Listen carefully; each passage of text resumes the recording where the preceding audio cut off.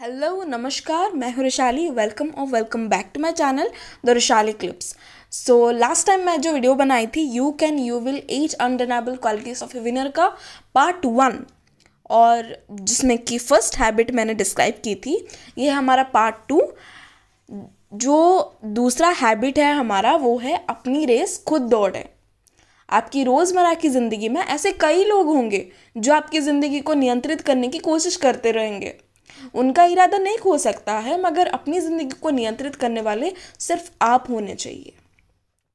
आपको अपनी रेस खुद दौड़नी पड़ेगी। अगर आप अपनी सफलता की कहानी नहीं लिखेंगे तो कोई दूसरा लिख लेगा और फिर आपके लिए कुछ नहीं बचेगा।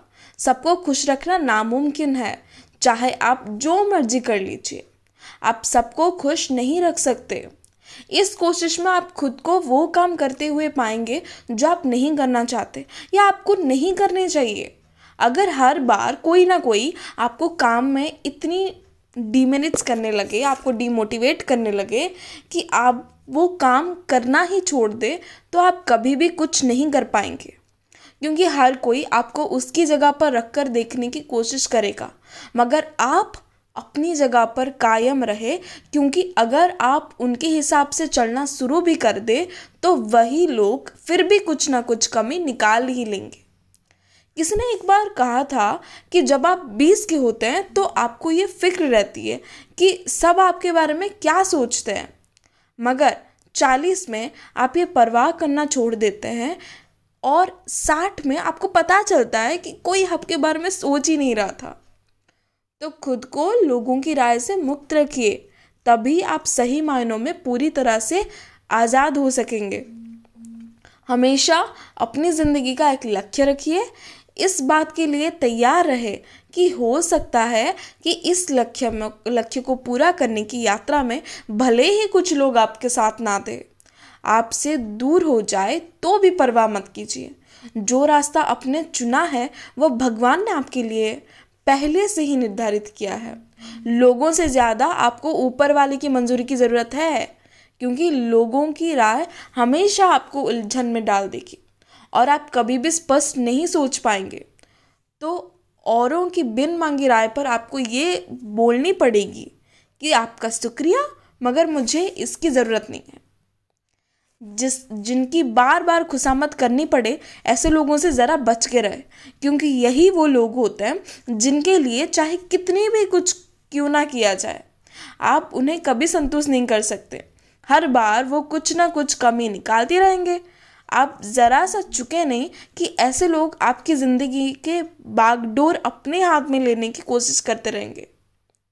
इन लोगों को खुश करना लगभग नामुमकिन है, क्योंकि ये आपसे कभी खुश नहीं होते और ना ही कभी तारीफ के दो बोल बोलते हैं। अगर आपका कोई दोस्त सिर्फ अपने मतलब के लिए दोस्ती निभा रहा है तो ऐसे लोगों से दूर बना लेना ही बेहतर होगा। अगर वो आपकी ज़िंदगी से जाते हैं तो चले जाए। एक बहुत पुरानी कहानी है जो हम बचपन में पढ़ते थे। एक दादा और पोते की। एक बार एक दादा अपने पोते को अपनी गधे पर बिठाकर कहीं ले जा रहा था। कुछ दूर जाने पर लोग उन्हें देखते हैं तो कहते हैं कि देखो ये पोता कितना स्वार्थी है, खुद तो गधे के ऊपर बैठा है और अपने बूढ़े दादा को पैदल चलने पर मजबूर कर रहा है। लोगों की बातें सुनकर दादा परेशान हो जाता है। वो अब पोते को उतार कर खुद गधे की सवारी करने लगता है, मगर कुछ आगे जाने पर फिर से कुछ लोग उन्हें देखकर कहते हैं, अरे दादा तो बड़ा मतलबी है जो खुद अकेले गधे की सवारी कर रहा है और बेचारे पोते को पैदल चला रहा है। लोगों की बातों से परेशान होकर दादा इस बार पोते को भी अपने साथ गधे पर बैठा लेता है, मगर इस बार लोग उन दोनों को भला बुरा बोलने लगते हैं। दादा पिता कितने निर्दयी है जो दोनों उस गधे के ऊपर बैठकर उस पर अपना सारा बोझ डाले हुए हैं। इस कहानी का मोरल है कि आप चाहे जो भी कर लेते हैं फिर भी सबको एक साथ खुश नहीं कर सकते। कुछ लोग फिर भी आपकी आलोचना करते रहेंगे। तो बजाय सबकी परवाह करने के अपना एक लक्ष्य खुद ही चुनिए और उस पर डटे रहिए जब तक सफलता नहीं मिल जाती।